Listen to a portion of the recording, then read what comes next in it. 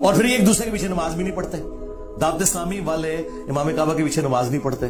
جو امام کعبہ کے پیچھے نماز نہیں پڑھتے, مسجد نبوی کے امام کے پیچھے نماز نہیں پڑھتے, وہ آپ کو نماز کی دعوت دے رہے ہیں تو وہ اپنی نماز اور اپنے فرقے کی نماز کی دعوت دے رہے ہیں, اسلام کی نماز کی. ہاں بالکل. اگر کسی بندے کی قراءت ٹھیک نہیں, یعنی وہ قرآن صحیح نہیں پڑھ سکتا, اس کے پیچھے نماز ہو جائے گی؟ بولے نہیں, اس کے پیچھے تو نماز نہیں ہوگی.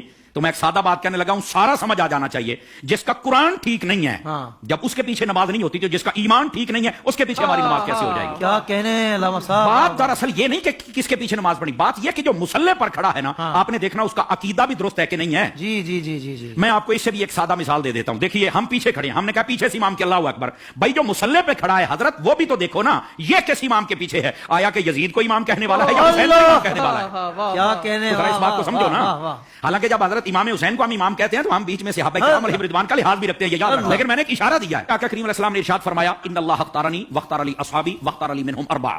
فرمایا اللہ نے سب سے پہلے میرا انتخاب فرمایا, میرے بعد میرے صحابہ کا انتخاب فرمایا, پھر میرے لیے ان میں سے 4 کو چنا. حق 4 یار بھی آ گئے, ٹھیک ہے. پھر اس کے بعد فرمایا, اس کے مختلف پہلو آگے ہیں, مختلف الفاظ و طرق و سند, یہ روایت ہے. لیکن ایک روایت یہ بھی ہے, فرمایا ان قریب ایک قوم آئے گی, ینتقصونہم ویسبون اصحابی, جو میرے صحابہ کرام میں سے نقص نکالے گی, عیب نکالے گی اور گالیاں دے گی. فرمایا جب یہ آئے تو حضور ہم نے کیا کرنا ہے؟ فرمایا لا تواکلوہم ولا تشاربوہم ولا تسلموا علیہم ولا تصلوا معہم ولا تناکحوہم او کما قال علیہ السلام. میرے آقا کریم علیہ السلام نے فرمایا, نہ ان کو سلام کہنا ہے, نہ جواب دینا ہے, نہ رشتہ دینا ہے, نہ لینا ہے, نہ روٹی پکا کے ڈالنی ہے, نہ ان کے ساتھ کھانی ہے. اور میرے نبی کریم علیہ السلام نے فرمایا, مر جائیں تو جنازہ نہیں پڑھنا, ان کے ساتھ نماز نہیں پڑھنی, سمجھ آ رہی, ان کے ساتھ نکاح نہیں کرنا. تو میں نے کہا یہ ہمیں چورن مت بیچو, ہم نے حضور کی حدیث پڑھی ہوئی ہے. اگر کوئی چاہتا ہے کہ ہمارے سامنے کھڑا ہو کر ہمارا امام بنے, امام بننے سے پہلے بندہ بن کے مجھے یہ بھی بتائے تیرا نبی کے بارے میں کیا عقیدہ ہے, تیرا صحابہ کے بارے میں کیا عقیدہ ہے, تیرا افضلیت صدیق اکبر بکار بارے میں کیا عقیدہ ہے, تو کل صحابہ کو جنتی مانتا ہے یا نہیں مانتا, تو نبی پاک کی اہل بیت کے بارے میں کیا کہتا ہے, یہ سارے عقیدے مجھے بتا دے, میں تیرے پیچھے کھڑا ہو کر نماز پڑھ لوں گا.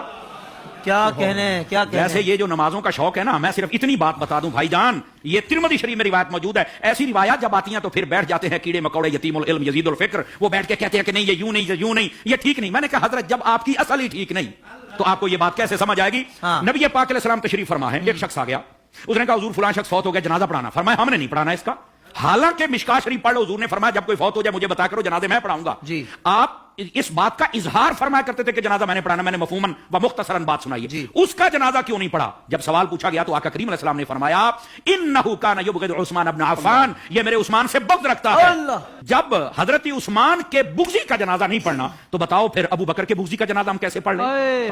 بتائیے کیسے ہم ان کے پیچھے نمازیں پڑھ لیں اور ان کے آگے کھڑے ہو کر ان کے جنازے پڑھائیں اور ان کے ساتھ ہم پیار کی پنجے چڑھائیں اور ہم ان کو جفیاں ڈالیں؟ بھائی ان سب کو سمجھنا چاہیے, یہ ڈائریکشن ہے سیدھی سڑک, یہ شفاعت نگر کی ہے. اس سڑک پر آ جائیں جس کا نام راستہ اہل سنت ہے, ہم تمہارے پیچھے کھڑے ہو کر نمازیں پڑھنے کے لیے تیار ہیں. تو جب عقیدہ ہی واضح نہیں ہے تو اڈی پنجابی کہتے ہیں ویکھ کے زہر تو کوئی نہیں پیندا.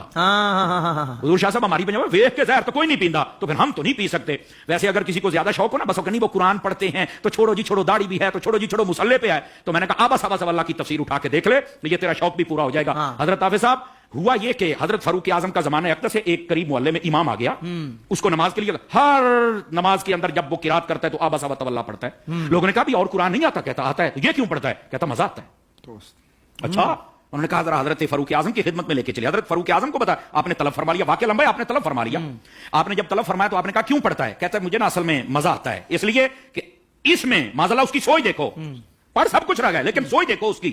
اس نے کہا جی بات یہ ہے کہ اللہ نے اپنے حبیب کو یہاں جھڑکی پلائی ہے تو مجھے بڑا مزہ آتا ہے. استغفر اللہ, یہ خارجیانہ سوچ تھی. سمجھ آ رہی ہے میری بات کی؟ یہ توہین کی سوچ تھی. یہ کامل و اکمل لوگوں کا یہ شیوہ ہی نہیں ہوتا. اور ایسی جو ہمارے سامنے مثالیں ہوتی ہیں نا, وہ ہمیں سمجھنے کے لیے مثالیں ہوتی ہیں, اور پھر ایسے لوگوں کا حشر کیا وہ بھی سننا ذرا.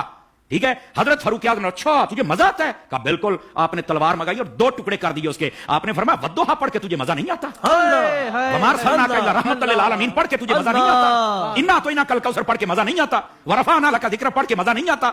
یعنی جو قرآن پڑھ کے دل میں توہین مصطفیٰ کی رکھے, جب اس کے پیچھے نہیں ہوتی تو جو سریعام میلاد پر کفر کے فتوے لگائے ان کے پیچھے کیسے ہو جائے؟ امام کعبہ کے پیچھے نماز نہیں ہوتی.